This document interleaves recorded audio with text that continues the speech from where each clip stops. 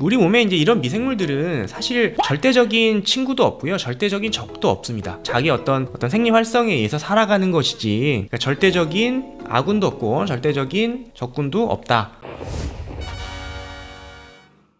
네, 안녕하세요. 약드라이브의 칼로리입니다. 자, 여러분들 마이크로바이옴이라는 단어 들어보셨을 겁니다. 이 미생물의 어떤 생태계를 우리가 마이크로바이옴이라고 이야기를 하는데요. 이런 연구들이 많이 진행이 되다 보니까 관련된 어떤 산업과 비즈니스들이 굉장히 커졌고요. 여러분들이 실제로 구매하시는 여러 제품들에도 이런 마이크로바이옴이라는 단어가 적용돼서 출시된 제품들이 굉장히 많습니다. 또 덩달아 우리가 프로바이오틱스라고 얘기하는 유산균 시장도 굉장히 커졌고요. 그러면서 이런 시장이 커지고 이런 연구들이 주목을 받고 있는 상황이다 보니까 본의 아니게 이런 마이크로바이옴에 대한 어떤 과대 해석, 좀 오해하는 부분들이 좀 덜어 생기고 있습니다. 그래서 이제 연구하시는 분들 사이에서는 어떤 사회적인 모습들이 조금 우려되는 시각으로 바라보시는 분들도 계셨고요. 좀 그래서인지 모르겠지만 최근 올해 한 8월쯤에 네이처 마이크로바이올로지라는 저널에 여기 휴먼 마이크로바이옴 미스 앤 미스컨셉션이라는 그 휴먼 마이크로바이옴, 우리 장내 미생물에 대한 어떤 근거 없는 믿음 또는 오해 내용에 대한 짧은 글이 올라왔습니다. 그래서 이제 연구하시는 분들 사이에서는 굉장히 회자가 됐던 그 논문인데요. 이 내용을 조금 몇 가지 살펴보는 시간을 좀 가져볼까 합니다. 첫 번째로 우리 장내 미생물, 우리 몸에는 굉장히 많은 균들이 뒤덮고 있다 말씀을 드렸는데요. 굉장히 다양한 미생물들이 살고 있습니다. 세균도 있을 거고요, 바이러스도 있고요, 곰팡이균도 있습니다, 고세균도 있고요. 자, 이렇게 다양한 미생물들이 우리 몸을 뒤덮고 있어서 같이 살고 있는데, 자, 우리 몸에 살고 있는 미생물들이 굉장히 많다. 많다를 좀 표현하기 위해서 수치로 표현해서 설명을 하기도 하는데요. 우리 몸에 살고 있는 미생물들의 무게를 따졌을 때 한 1-2kg 된다, 뭐 이런 얘기들이 나왔지만 사실 그렇지 않다라는 겁니다. 대략적인 걸 따져보더라도 500g 이상을 넘지 않는다, 수치가 좀 잘못됐다 라는 이야기를 먼저 좀 하고 있고요. 숫자로 봤을 때에도 우리 세포수보다 많다. 처음에는 우리 세포수보다 10배가 많다. 물론 사람의 체구에 따라 좀 다르기는 합니다만 10배 정도 많다. 그 정도로 많은 미생물이 우리 몸을 뒤덮고 있다, 같이 살고 있다 라고 이야기를 했지만 실제로 최근에 나온 평가들을 보면 거의 대부분 비슷한 숫자다. 그러니까 우리 세포수와 비슷하거나 1:1이거나 조금 더 많다, 뭐 이 정도 수준의 미생물들이 살고 있다라고 알려져 있습니다. 그러니까 처음에는 좀 너무 과장되게 표현을 했다라고 이해를 하시면 될 것 같습니다. 그러니까 이게 물론 뭐 세포수보다 비슷한 숫자냐, 뭐 10배가 많으냐, 100배가 많으냐, 사실 별로 와닿지가 않죠. 즉 그래서 저는 그냥 굉장히 많은, 엄청나게 많은 미생물들이 같이 살고 있다 정도로 뭐 이해를 하시면 좋을 것 같고요. 아무튼 수치들이 최근에 좀 업데이트가 됐기 때문에 이런 면을 좀 알고 계셨으면 좋겠고요.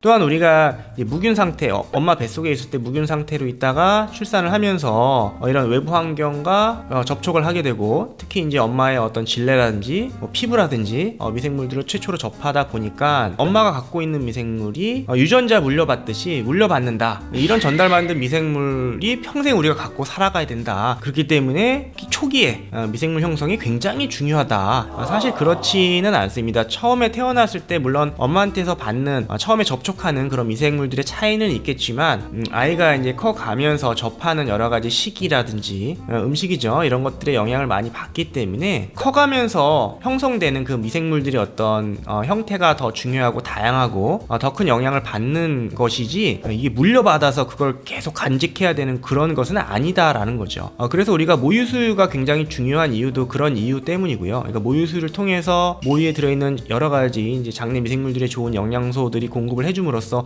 형성되는데 이로운 도움이 되고요. 또 우리가 아기가 이제 이유식이죠, 이유식을 먹게 되면서 그때부터 굉장히 성인과 비슷한 어떤 마이크로바이옴의 어떤 구성을 형성을 해 나가거든요. 그럴 때 그런 것들이 굉장히 중요하다. 나중에 커가면서 형성이 되는 것이 그 본인의 갖고 있는 고유한 어떤 미생물 군집을 형성하는데 더 중요하지, 엄마한테 받는 것은 그렇게 중요하지 않다라는 게 요즘 연구자분들의 생각이기 때문에, 그러니까 이런 것들이 이제 마케팅에 이용되는 경우들이 간혹 있거든요. 그래서 이런 부분들을 조금 우리가 너무 마케팅에 현혹되지 않고 이런 점을 좀 아실 필요가 있지 않을까 생각이 듭니다.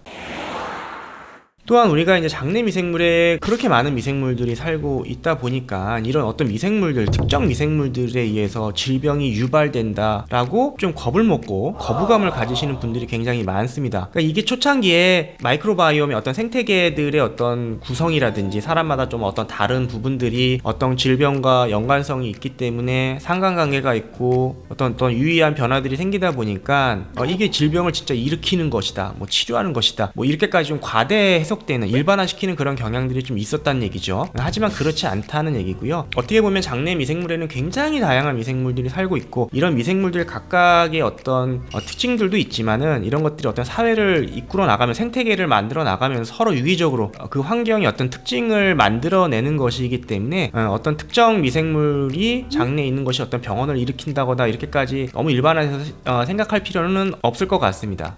우리 몸에 이제 이런 미생물들은 사실 절대적인 친구도 없고요, 절대적인 적도 없습니다. 그들은 그냥 이 환경에서 본인들의 어떤 환경에 맞춰서 자기가 좋은 대로 자기 어떤 생리 활성에 의해서 살아가는 것이지, 그러면서 어떤 환경의 변화에 따라서 건강에 좀 영향을 미치기도 하고 긍정적인 어떤 도움을 주기도 하는 것이지, 우리가 유익균이라고 해서 그 유익균이 항상 우리 몸에 좋은 영향을 끼치거나 유해균이라고 해서 우리의 뭐 병을 항상 일으키거나 그러지 않다라는 것입니다. 그러니까 절대적인 아군도 없고 절대적인 적군도 없다, 이렇게 이해하시면 되겠고요. 네, 그런 의미에서 이런 장내 환경을 균형 있게 안정적으로 잘 가꾸는 것이 어떻게 보면 더 초점을 맞추고 집중을 해야 되지 않을까라는 생각을 좀 해봅니다. 자, 우리가 이런 부분을 마케팅적으로 이용하고 있는 게 앞서 말씀드린 뭐 이런 유해균, 유익균입니다. 그리고 심지어 뭐 뚱보균, 뭐 날씬균, 이런 이야기들도 나오죠. 그러니까 이런 내용은 전혀 의미가 없다라는 것입니다. 그냥 마케팅적으로 사람들의 어떤 관심을 끌기 위해서 하나의 어떤 마케팅 요법이지, 실제로 우리 장내 미생물에 뚱보균이 있는 것도 아니고, 더구나 그 뚱보균이 뭐 뚱뚱하게 생긴 균도 아니고요, 뭐 날씬하다고 해서 날씬한 모양을 갖고 있는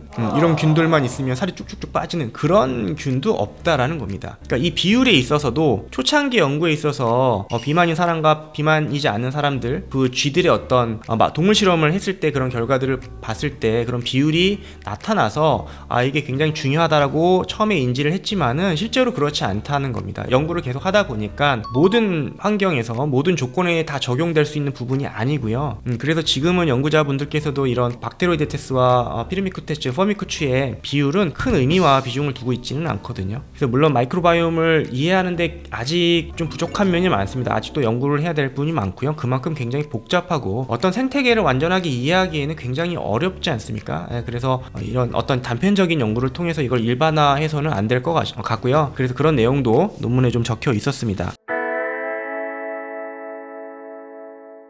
마이크로바이옴이라는 분야가 최근 1-20년 영구적으로 굉장히 성과가 있었고, 뭐 오바바니, 빌 게이츠니 굉장히 주목을 많이 하고 있고, 우리나라에서도 뭐 차세대 성장 동력이다 해서 많은 펀드들이 가고 관심을 받고 있고, 그런 산업들이 커지고 하다 보니까 휴먼 마이크로바이옴에 대한 오해와 좀 근거 없는 그런 믿음들, 그런 것들이 마케팅적으로 이용이 되기도 하고, 그러면서 어떤 일반인들에게는 또 혹해서 현혹되기도 하고, 잘못된 정보를 취득해서 잘못된 결정을 하게 되는 경우들도 굉장히 많다는 겁니다. 그래서 앞으로 훨씬 더 많은 연구들이 진행이 돼야 될 것으로 보여지고요. 여러분들 중에서도 이런 비즈니스 산업과 시장이 많이 커지면서 점점 더 많이 접하게 되실 텐데, 이런 마이크로바이옴에 대한 이해를 조금 더 하셨으면 하는 바람에서 오늘 이 논문을 조금 간단하게 설명해 드리는 시간을 가져봤습니다. 감사합니다.